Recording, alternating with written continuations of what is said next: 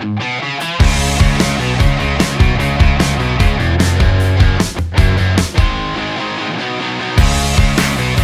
session recordings for HoldCoConf 2022 are brought to you by Axial. Axial is a lower middle market deal sourcing platform.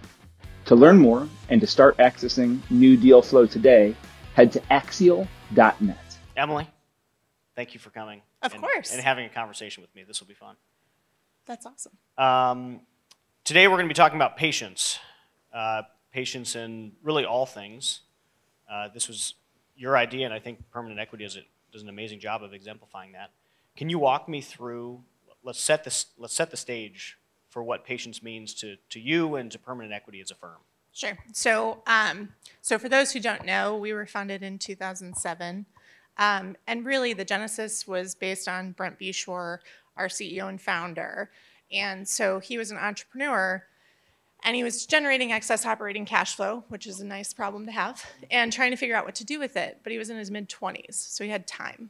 And so with time, you start to think about what can you do that other people cannot do, right? And one of those things is to be patient. And so, there's a lot of sort of discipline-oriented mindsets in investing, and patience is one of those, right? So as we think about it, we sort of divide it between two concepts. So there's passive patience, which, if you think about it in the biological sense, will cause decay. And then there's active patience, which is very much about intentional action and intentional thought around when and how to do things, right?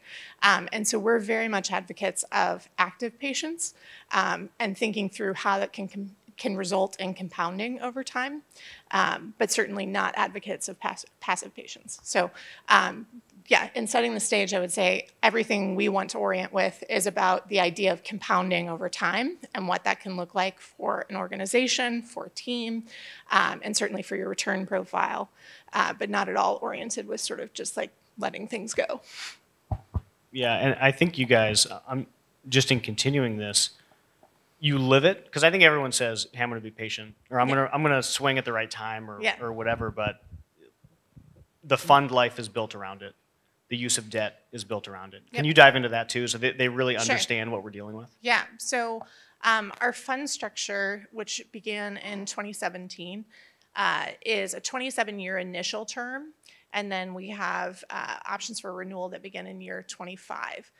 We initially asked for 50 years. No one would sign on for that because apparently we all age and are mortal. But 27 years is what we could get. And for us, and the way I equate it for sellers is it's a generation's worth of capital, right? If you think about somebody sitting in an executive seat, it would generally be in that time frame as well. And so that's a huge component for us, is having the ability capital-wise to put money to work for a very long period of time and not have to rush to think about returns or exactly how the business has to behave in order for us to do well.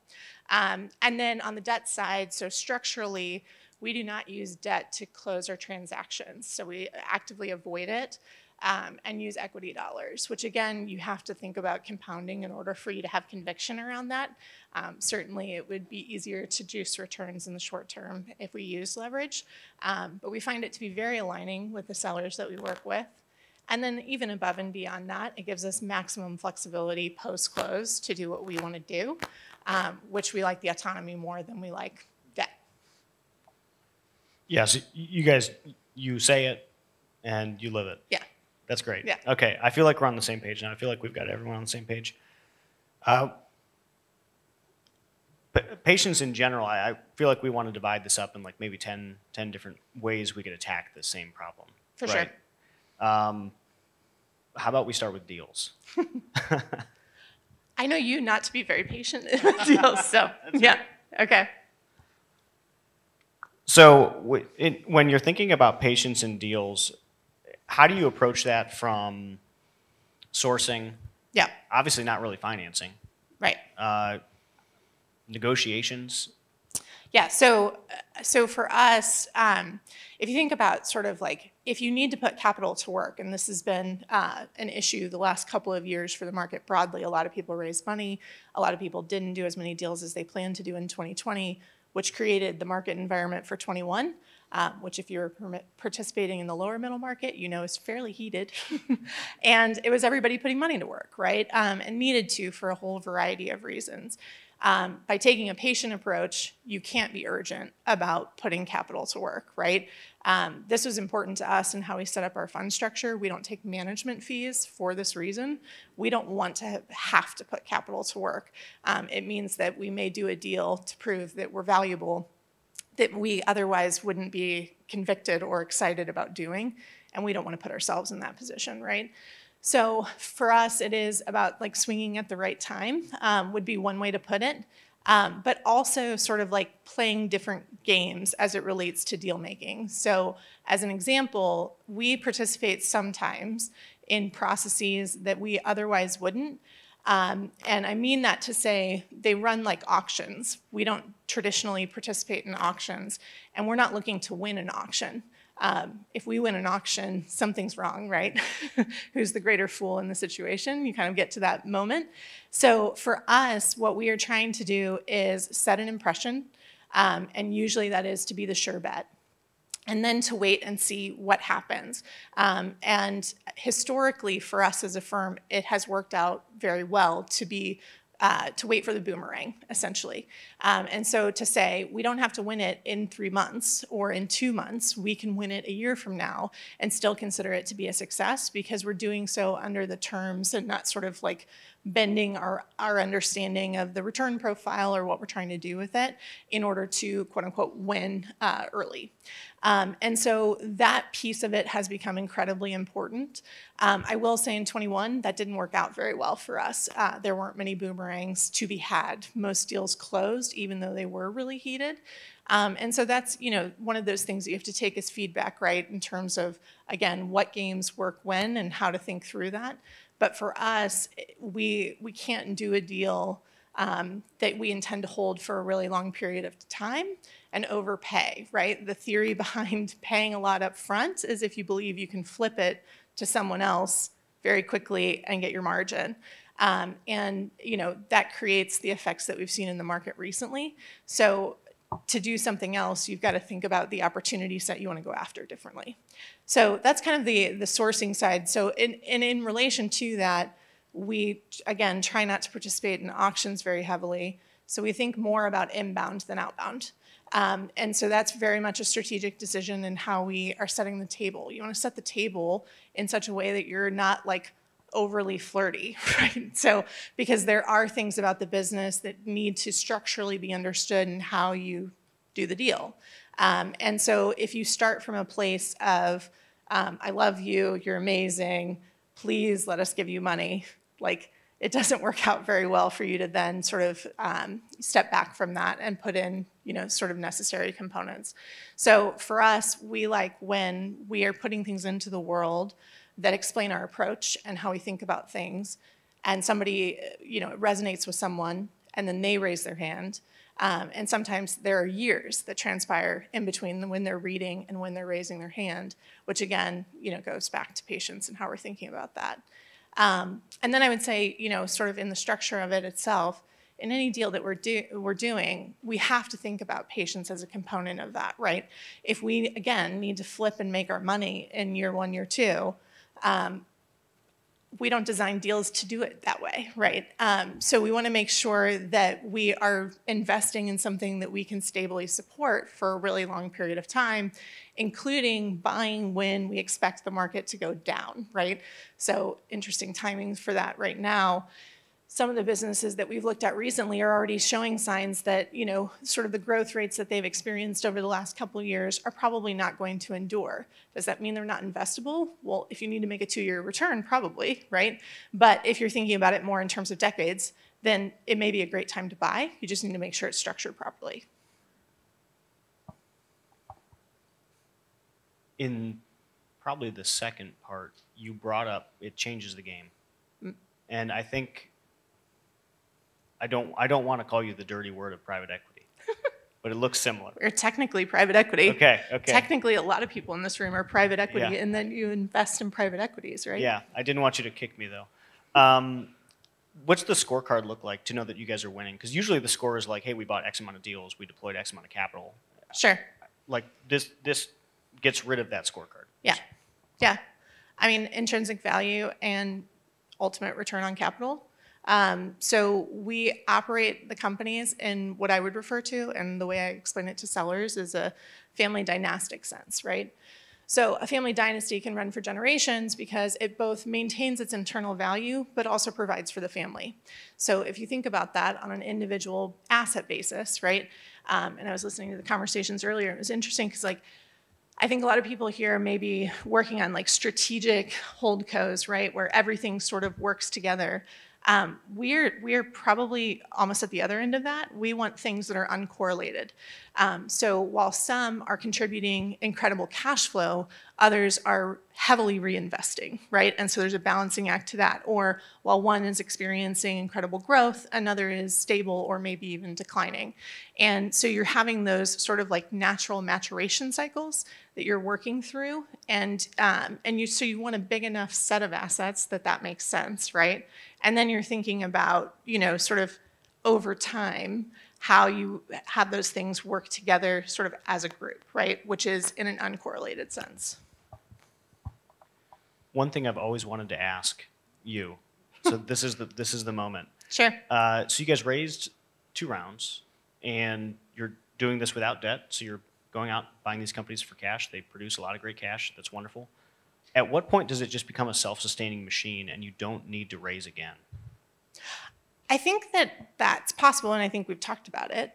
I think that we have actually really enjoyed what LPs have created for us in terms of access to opportunity, access to resources, and the ability to sort of quantify for the market what we represent.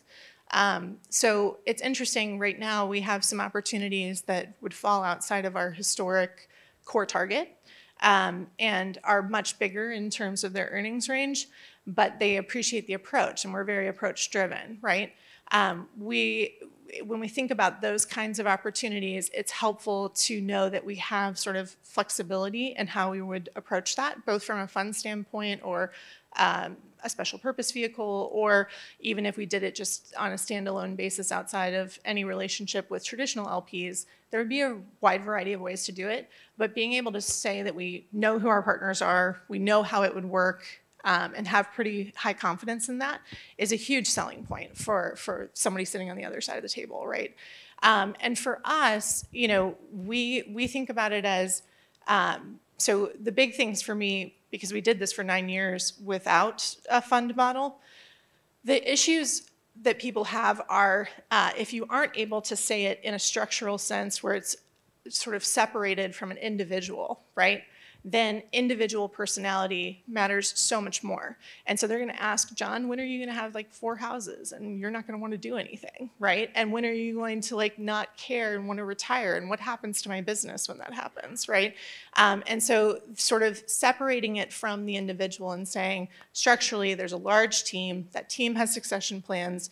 And, it's a larger organization in that way. For us has been a point of conviction in talking with people. So you're amplifying. It's the cash flow from the businesses is amplifying LPs and vice versa. Like that's how you're thinking about this. So the way that our model works, again, is like in a family dynastic sense. So some organizations are contributing up capital. We look for the best and highest use of that capital. Sometimes it is redeployment back into a company, right? But sometimes it's distributions out because, as we all know, like small businesses sometimes have great reinvestment opportunities and sometimes they have the luxury of sort of outsizing those, right? And so, in some of our service-based companies in particular, we can do what we would refer to as investment hires, right? So like hires for things that are for the future, right? You had the 2 operators up here talking about, you should invest in people and you should get started yesterday versus today. That's very true, right? But those are investment hires, but they're not millions of dollars, right? So if you've got millions of dollars in free cash flow, then there's something to be done with it. And so our LPs can think about it in terms of, an annuity in that way. But we also have the flexibility to say in times where you have uncertainty, like take mid-2020, or if you think about it in the sense of just incredible reinvestment opportunity, we have the flexibility to do that in that period of time as well. Yeah, that's amazing. I want to talk about structure next, and structure in how you're structuring the deals themselves. It's a patient approach. You're trying to set the table. Like, how does that table get set to make this? You guys aren't the high bidders, probably normally, right? So how does this work? So the way that we talk to people about it is we are an approach-driven firm. So it has to be that we align on you care what happens next. What happens next may or may not involve you personally if you're the seller sitting on the other side of the table. So we have 12 companies, 7 of them we are partners in, 5 of them we own outright. And so in that way, there's flexibility in who's doing what and when and how to think about that. But again, we are having that conversation with the seller to say, you tell us what your ultimate goals are, right? So if your ultimate goal is just the cash at close, then like, that's fine. We don't have a moral authority over that, but we're probably not going to be the right way for you to spend your time in this process, right? But what we oftentimes hear is, people have a lot of anxiety about doing deals because it may mean that they are no longer in an operating capacity, which may make them feel like they're aging much faster. They may be afraid of retirement in some ways. So having conversations about that on a personal level is really important. And then obviously their team itself and how they think about that, both in the sense of the current employees, but also the broader community. And their customers, right? So those being the primary stakeholder groups we're generally talking about. You're having a conversation about what the world can look like, where you have this incredible burden for an operator, where they feel like the world is on their shoulders, and the world for them is their company, right? They've built up a way for families to earn, for people to participate, to be productive, and to provide value into the world, and they don't want to see that sort of have to change in a material way because of their lack of involvement.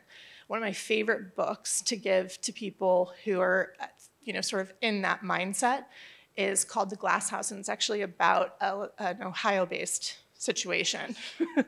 So it was in Lancaster, Ohio, and it was a glass factory. And the guy was like, he was a great owner, right? And had built up this business that produced, like, it was one of the top glass dish producers in the country, I think. And so he went to retire. It was just a thing, right? Like, it was time for him to retire. He retired to Florida, sold to private equity in the traditional LBO model. The business was successively sold 6 or 7 times. The author of the book is a journalist with a very specific political point of view. And, I'm not endorsing exactly what he arrived at in terms of conclusions, but in painting the picture, what happened to Lancaster, what happened to that company, what happened to the people who worked there as a result of one person wanting to make honorable and totally respectable decisions on a personal level we all want the autonomy to make. It wasn't fair, right? And so we try to provide a different option that allows for you to be able to take those steps back. And so we sit and we talk about that first, right? And if people don't want to have that conversation, because some people are relatively closed off, we will take the tact of trying to make sure we understand the material operational components first and see if we can align on, respecting the operations and being detail-oriented on operations first, and then drawing the parallels why the personal and the context is so important. If we can't get there, then we know that they're not a seller for us, right? And so at that point, then we'll walk away. But if we get past those points, then it's interesting because the deal construction itself becomes a collaborative process, right? So we're sitting and we're talking about, okay, so what's the timeline for these things? How do we want to think about your earnings now? Are we, sort of operating at an above normal threshold, right? Are we expecting contraction in the near term, midterm? How do we want to think about cash as it relates to the balance sheet? Those are all conversations that we then have in what feels like a let's make a plan together way, rather than, here's my bid, yay or nay, give me a counter, and let's move on. And so for us, it leads to, obviously, at the end of the day, terms that can go into a letter of intent. But the process to get there, we consider to be highly relational, and in some cases, very long, right? And so from that standpoint, again, patience plays a role, because oftentimes we're dealing with people who are, detail-oriented, personality-driven. Many of them were founders, so they can be headstrong.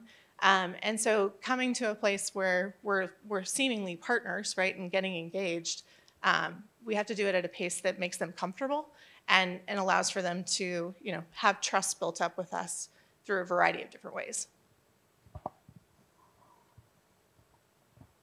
I'm sure that this is a metric that you guys have, but I don't think it's on the scorecard.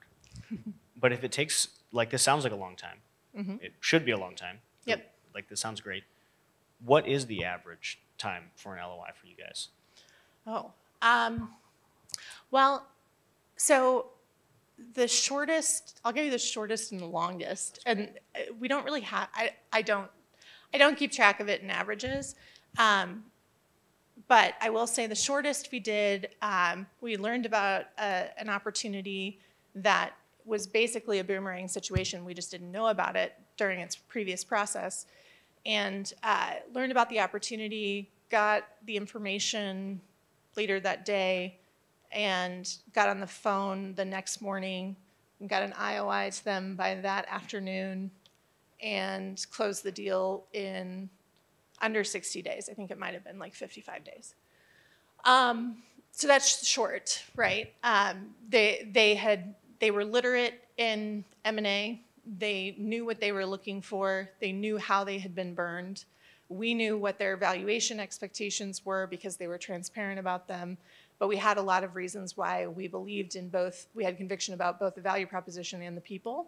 And we're able to just, in that sort of like 60-day time frame, concert effort, right, and make it work. On the other end of the spectrum, we bought aerospace businesses from a woman in her 90s. And she took, I think, 3 months off for her birthday during the process. And all told, from the time that we learned about the opportunity until it was closed was about 19 months.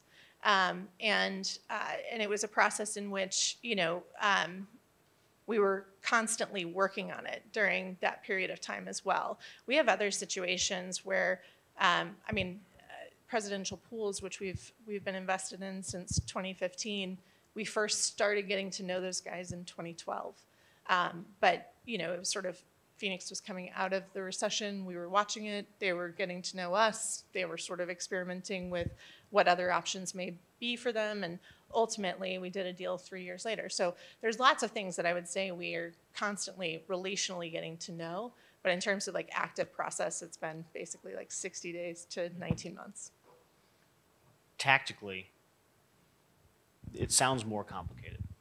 So I'm just gonna, like, if I approached a prospect tomorrow, I reviewed their stuff in the next 45 days, I have a rough idea of what's going on.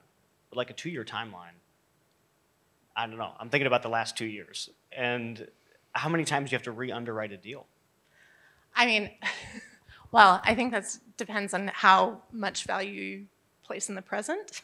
So like, I don't place a ton of value in the present, and I haven't for a long time. And we're one of those like firms that will ask for 10 years of history, right? Unapologetically. Like, we just want to understand what cycles have looked like and sort of how they've made decisions through different macro dynamics and all of that kind of stuff. And so for us, like, the in the moment doesn't matter as much, and that was really hard in 21. A lot of things were being sold very much on a TTM basis down to the last 30 days. And you had, investment bankers fighting for formulaic LOIs that we're going to take into account the 30 days before close. And it's like, it's just,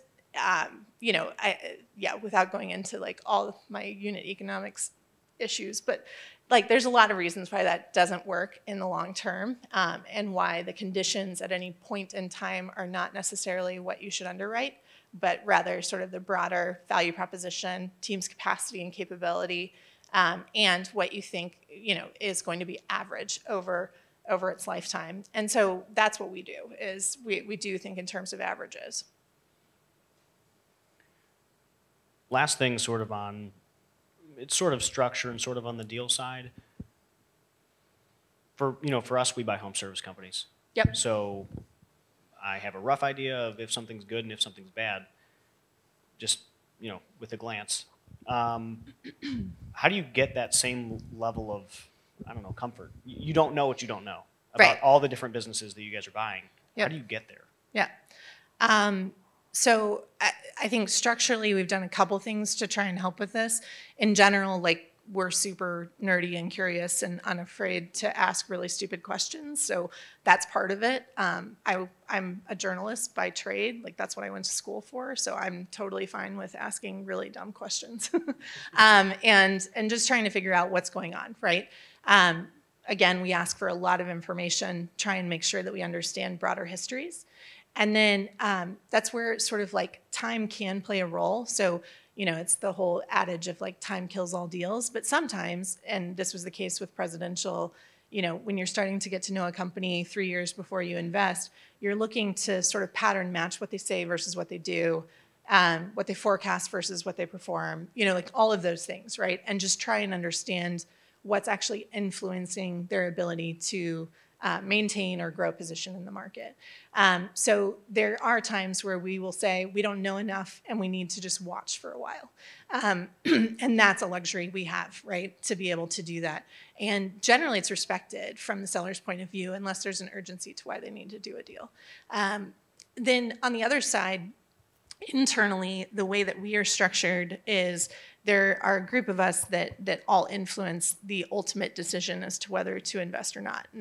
And some of us are more optimistic and some of us are more pessimistic. And so, there's a very lively and healthy debate about what we should value about the business. What we generally try to abide by is we need to invest because of what it is now, not what it could be. And so that's an important tenet under which we are underwriting, right?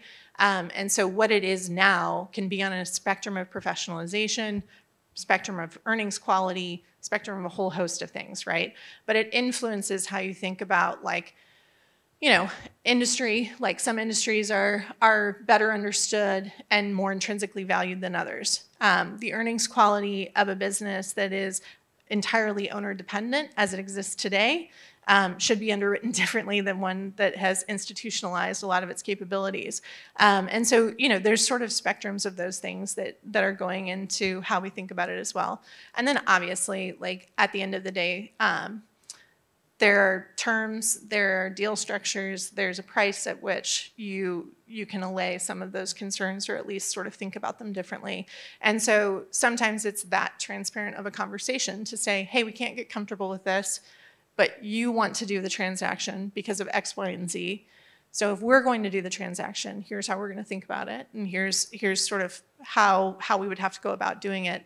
And either they're okay with it or not. And, I joke about this with, like, there's a risk officer at a bank that I absolutely adore because we both, like, sort of laugh. Like, there's a lot of people who want to do deals, right? But, like, the real, like, the thing that you have to be okay with is, like, no is a really good thing. If you really have conviction and have done your homework and you know where you can be and someone just says, no, I want more because I want more, then you have to be willing to say no and then walk away. And so I will say, like, we have 12 companies, but we've looked thousands upon thousands of opportunities and spent time on them, real time, and you have to be okay with that. On that last comment, and then I want to dive into the patient versus mercenary, but on the, it's dead deal cost, I guess? Yeah. That has to be very real in these long-term negotiations. I'm not sure. I think it might make us sick to actually monetize it and, like, think about how much money we spend on dead deals. But yeah, no, and look, if you treat people well, right, in that process, and it's not adversarial, which is generally, again, how we try to approach it, then there can be sort of value that doesn't result in a deal being done that can pay dividends in the future, right? And so sort of like a karma analogy, I guess. But, like, we always think about, like, whether it's our education on an industry, having people that, we really like in an industry, and people that we can get to know over time with an idea that maybe we didn't do a deal now, it didn't work out now, but maybe it works out in 5 years. And just taking that approach, I think, has been sort of what offsets the idea that you just like wasted time. Because, you know, at the end of the day, like that one deal is one, right? Like you got to think about it as if you're building something that you expect to last for decades, then you've got to think about it as at the broader state. I want to dive into I think your phrase is patient versus mercenary. Yeah, like missionary versus mercenary. Yeah, missionary versus mercenary. But primarily from the operator side of things. Yep. We just had two great operators up here who are, you know, long-term thinkers, really great. But I think that in PE, we usually see like, hey, we have to turn this company in 3 years. What can we do? How do you guys think about this? So, so the big thing for us is like we do not buy businesses that need to be fixed, right? So again, we're buying them at the state that they are in. That doesn't mean that they can't progress. We certainly want them to grow over time, but we have to be okay that if they didn't grow, we like what we bought anyway. And so in that way, one of the big sort of filters for us is when someone is coming in as an operator, are they coming in particularly because we do get classified as private equity, right? You have a lot of private equity executives who come in to leave their mark, right? Like they want to have the quantitative metrics by which to say, I did my tour of duty here and here's what I achieved. That's a dangerous proposition in many of the companies we're getting involved in, because for many of them, sort of the first step is we want to do no harm and we want to, you know, sort of appreciate, Chesterton's fence was mentioned earlier, right? Like appreciate what's already there, and not from an outsider's point of view, but from an insider's point of view, which takes a lot of listening, learning, and just sitting on the sidelines. And certainly the people in positions of authority within the organization are there for a reason. And usually what we're trying to do is not replace them unless they're advocating that they're ready to retire. Generally what we're trying to do is extend capacity. And so you're both trying to identify what do those roles need to be in order to be able to do that well. And then how do you incentivize people who come into those roles, again, not to just think about what am I going to do that's going to go on my personal resume to say I grew this business, but what is creating systemic strength for the organization, which generally usually means that like at least for the first 12 to 24 months, the quantitative results are probably lukewarm at best, right? And so you have to be okay with that. And generally, you know, we are able to filter out a lot of candidates just because their mentality is they're really smart, they're really capable, and they're going to come in and immediately add value. So that in and of itself just is a huge filter for us in conversations.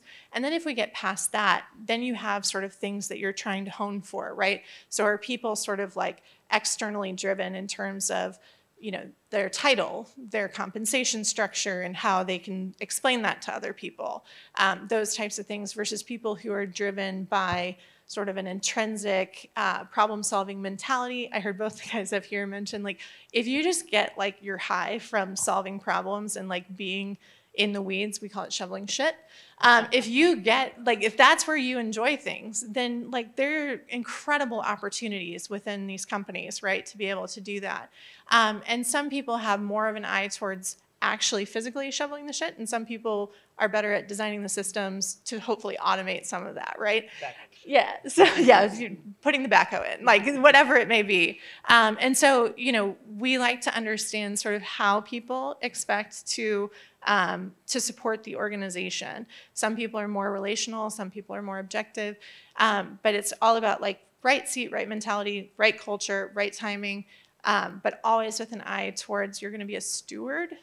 You're not a fixer, right? So that stewardship model then creates, you know, sort of a lieu of questions that we go through, but it's also spending time with that person, going out to dinner, just seeing like, are you going to be somebody who's going to stick around? Like, are you okay with just spending time with us that doesn't feel hyper productive in the moment?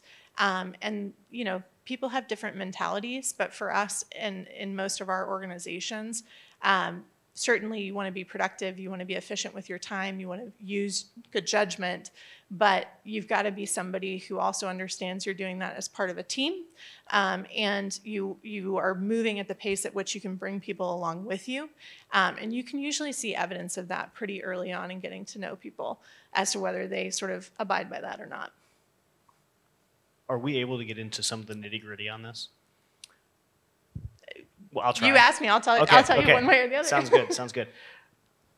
How do you structure executive comp when you're dealing with this? I mean, they're ambitious. Sure. They're being placed in a seat with a lot of authority. Yep. And usually the incentive is, X amount of cash flow or X amount of something, and that's the target. So how do you work around that to still keep them moving? Yeah. So obviously, executive comp has to fit within the broader picture of the P&L of that organization. People are incented by what they're working on.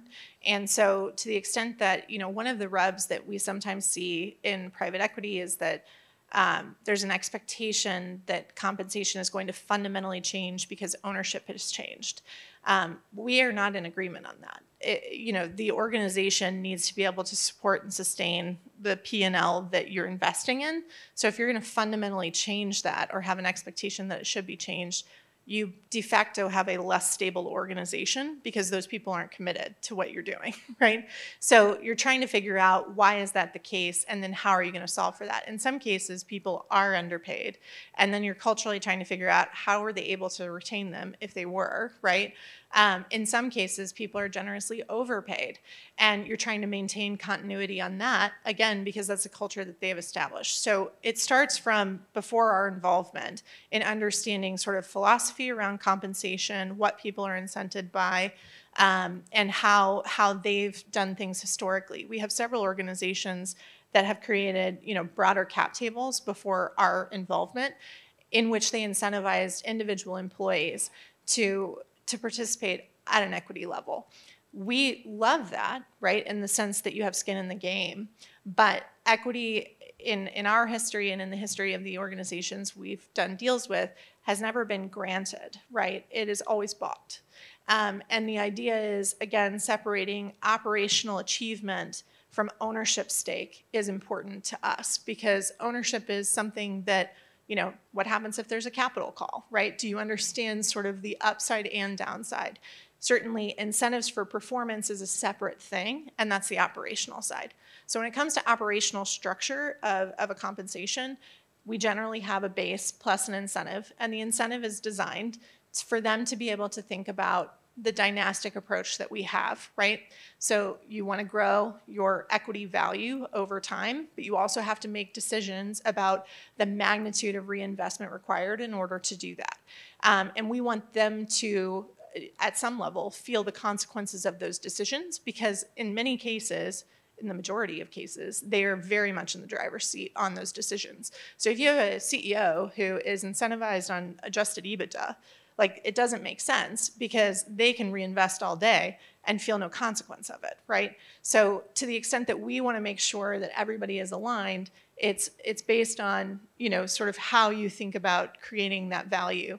So the structures differ in terms of magnitude of compensation, magnitude of incentive, optionality to purchase equity from company to company, but in general, that's the approach. Thank you. Mm-hmm. This is probably another nitty-gritty. I feel like it's right in line with this in structure, but how many times is the seller staying on? I would say, without going through each company in my head, I would think it's about half. About half. And in most cases, so it's interesting because they differ in terms of how they're thinking about it. Again, this is as a result of conversations about if you wave a magic wand, what happens, right? For some of these people, it's just that they need to be there in order for us to be able to get comfortable with how we're sharing risk. And they're going to do that for a period of time, 2 to 3 years, and then they're going to take steps back. In other cases, it is they want to be there, they believe in the upside of the company, But they're aging and are going to make decisions at some point on a personal level that are going to depart from the operational needs of the business. And in those cases, they can think about their ownership interests versus their operational involvement as two separate things. And so the way we talk about it in terms of their operational seat is, what's on your plate today that you enjoy doing? What do you have to do? And how do you have to support the business, which is kind of the owner dependence piece. And then what are things that you would like to be doing? And so we have that conversation generally twice a year with everyone who is a seller or an operator, just trying to understand sort of where are you mentally, how are you thinking about your future, how are you thinking about your future in relation to the business. But for owners in particular, it's a good segue into talking about, okay, so if you are going to take steps back and you're going to be more in a chairmanship role or an advisory capacity, how should we think about that in your relation to long-term involvement on the cap table, right? And so the cap table itself is interesting because we actually have a couple of situations where, again, because it's a dynastic sense, sometimes they're getting a check every, half year, and they love that. And whether or not they're involved in the business, they love the team, and they enjoy that dividend, right? So as it relates to that, sometimes they want to pass it on to their children and put it into a trust, and we're fine with that, right? So there are opportunities for sort of legacy transition that remain, familial in a sense without active involvement that we can help to steward over time. And then conversely, our latest acquisition was an investment alongside two guys in their 30s. And they've got a super long runway. And their reason for wanting a partner was because they know that they want to grow at a pace at which they're going to need, sort of operational support and extension that they were not able to stand up on their own. And they're looking to us to be that as they continue to grow. But for them, like their ownership interest, nobody's talking about when or if or how they will sell it in short order. This was incredible. I feel like I've learned a ton. We're going to open it up for some questions. Is it already? Okay. Yeah, cool. We are. So I just looked over here. Who's up? Okay, so he's asking about sort of our approach to finding or recruiting LPs, and I'll explain that in a second, and then what's an ideal LP for us. So we did not and have not ever used a placement agent. So we don't go outbound to LPs, is what I would say. In most cases, in every case I am aware of, every potential LP we've had a conversation with has been referred to us.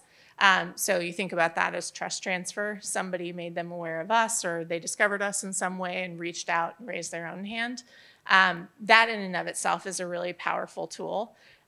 The organizations that, the last time we raised funds, we did raise from institutional capital. And some of the institutions we talked to were, it wasn't an enjoyable experience for either side. And part of it was that, someone had referred us, but they didn't do their homework, right? And so I describe us as irreverent. Like, we are not quiet about what our position is or how we approach the market or, kind of what we abide by. We're not saying everyone needs to operate the way that we do, but we operate a very specific way. And these organizations had clearly not done their research on that. And so it's a very quick, obvious recognition on both sides that it's not a fit, right? And generally the reason on their part is, private equity's worked well for decades. Why reinvent the wheel, kind of mentality, right? Which we can appreciate, like they're doing well with it and that's fine. So again, it's not hard feelings, it's an awkward conversation to sort of reorient them with. So in terms of, so it's all inbound for the practical answer to your question. And then in terms of like a great LP, for us is an organization or an individual, because we do have both within our tables, that appreciates operating businesses. And so I mean that in the sense that, Brent has like the quote that he says that businesses are loosely functioning disasters that sometimes make money, but the other version of it is businesses are collections of people and people are messy. If you, as an organization, can't appreciate that organizations will go through ebbs and flows, that they will make amazing judgment calls and later make like a pretty bad call and then recover from it, and you're expecting just very short-term up and to the right results at every turn, then we're not going to be a great aligned group. Most of our communication with our LPs is about how the companies are functioning, because that is the intrinsic terminal value of them. Sort of half-year performance or annual performance on a quantitative basis is just a reflection of like the current environment, right? And so for us, that's very much second. And for certain organizations, that's okay, and for others, it's not. Outside of just sort of their understanding of the market opportunity, it's also just how they work with us, right? So as an organization, like, we are very relational. We like to spend time with people. We're pretty casual. We're not good boardroom people. And so, it's sort of the tenets of meet people where they are. Great LPs meet GPs where they are. And we try to do the same. We try and, dress for the occasion when we're going into a certain environment or whatever it may be. But it's mutual respect and an understanding that you want us to focus on the work. We want to focus on the work.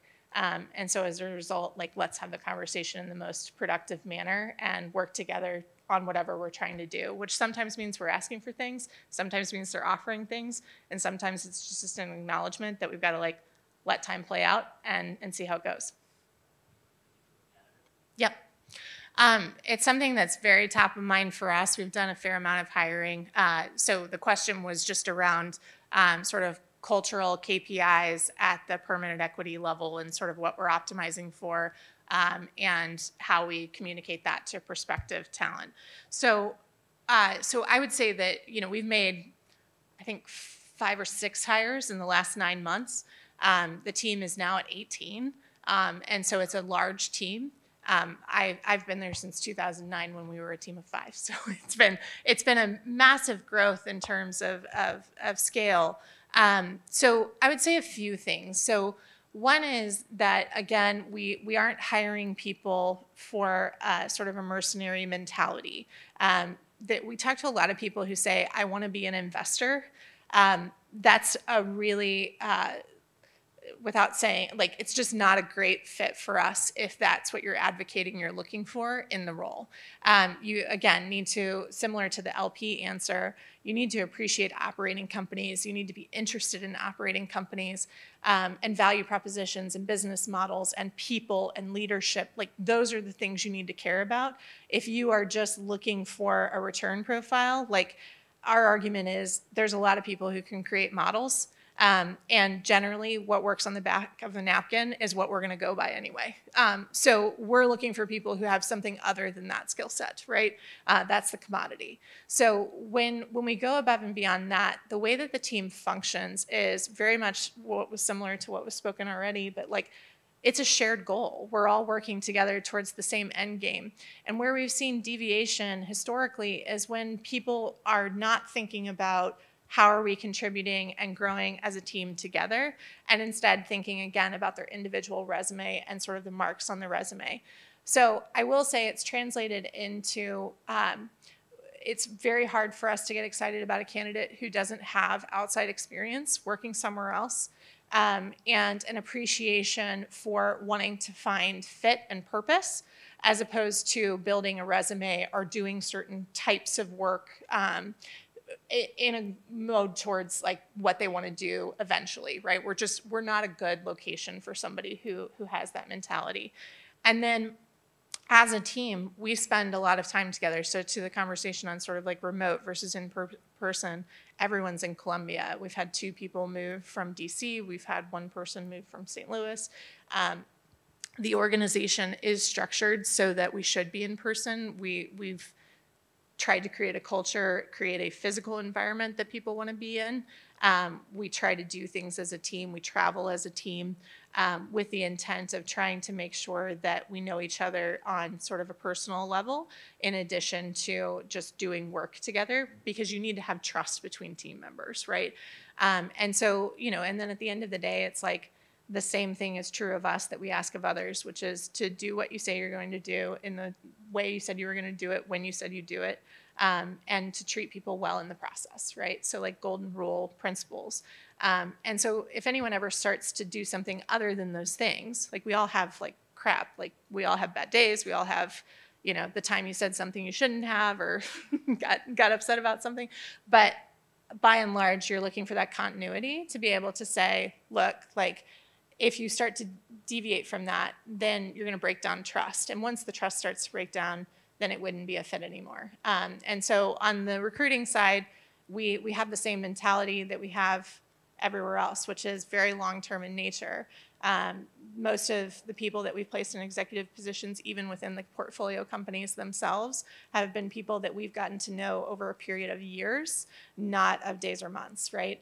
And the whole mentality behind that, so that's the purpose of what we have is called the orbit. So when people started raising their hand and said, I'm interested in potentially working with you all inside of some sort of operating business, we didn't have a way to focus that energy for a period of time, and that eventually led to the creation of the orbit. And so the orbit is the method and the database and the network by which we organize our time when we go to cities to be able to spend time with people, get to know them way before we have identified a particular opportunity that they may be best suited for.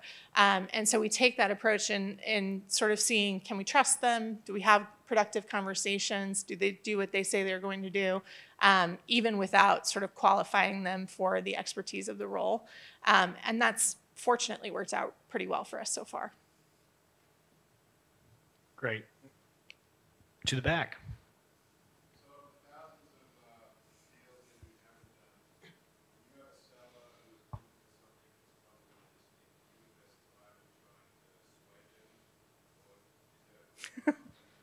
Oh, yeah.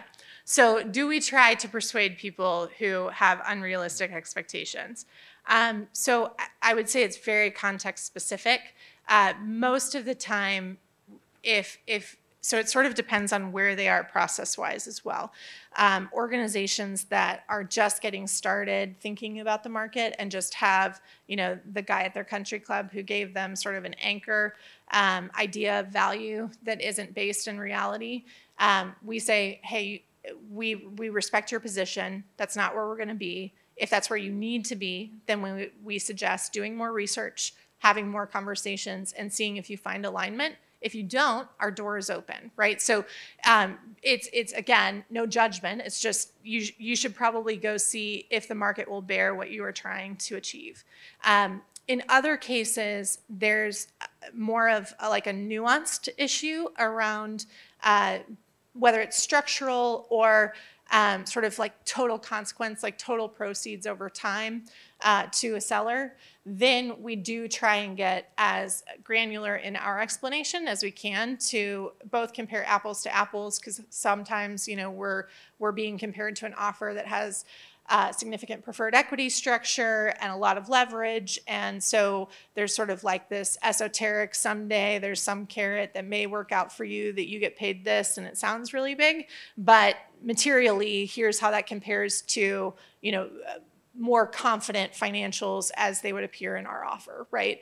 And then they can make the call on how they think about that. In other cases, we take the tact of, hey, you don't like what we put in front of you, and here's why we put it in front of you. So here's us explaining our logic. Please explain yours, right? And let's walk through that. And generally what that comes down to is we are misaligned in our understanding and how we are dealing with risk. And so at that point, then the conversation goes back to drawing out a plan together and saying, that's not a risk we're willing to take without you also having skin in the game. So here's how we're trying to solve for that. If you have an alternative, we're happy to hear it. But we have to solve for this in some way because we both acknowledge that there's risk there. And so that leads to a whole host of outcomes, which may involve us moving forward or not. But again, yeah, pretty context specific. We've got time for one more. So we'll. Yep.